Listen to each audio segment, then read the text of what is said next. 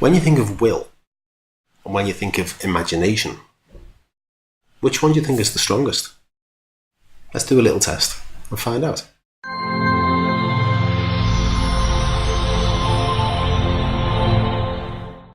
Hello and welcome. My name is James Taylor. I'm a hypnotherapist, a life coach and a counsellor from number 1 Harley Street in London. Today's episode is going to be about willpower versus imagination. And which one do we think is the strongest? Now, you may have an idea already of what you think is the strongest. Is it willpower or is it imagination? So let's do a little test to check this out. Now, I'm not going to try and trick you in any way. I want this to be as fair a test as possible.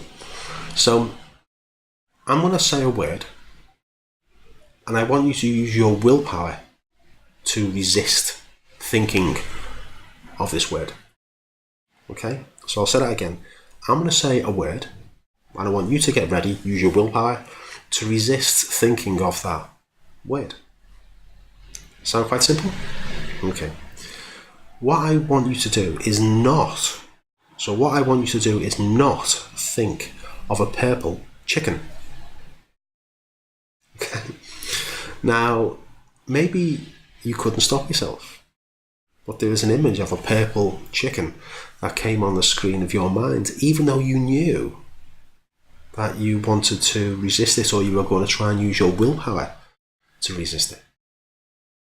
And if that happened, the reason that took place was because actually your imagination is much stronger than your willpower. Now, this was a bit of a surprise for me. When I first came across this, I was of the opinion that willpower was definitely the way forward.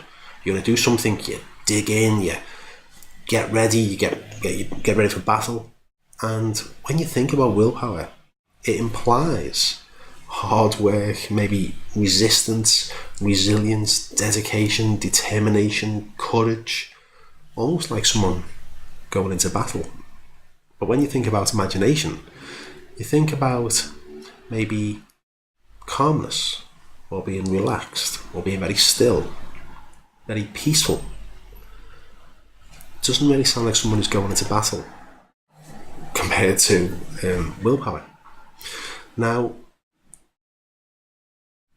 a mentor of mine told me that if you can see it here, you can hold it here. You can see it here, you can hold it here. And when I thought about that and used my imagination to understand what that meant, it made perfect sense. Because if you look around where you are now, you are surrounded by everything that began at one point as imagination in someone's mind. Even the clothes that you are wearing right now, even the device that you are watching this video on, whether it's a phone or a laptop or whatever, it started off in someone's mind as imagination.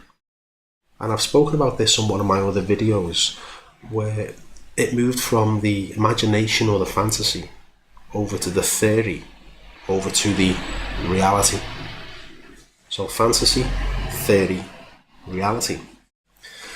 So what I'm going to do is, this is only a short episode today. The next few videos I'm going to do is going to be how to enhance your imagination and your creativity.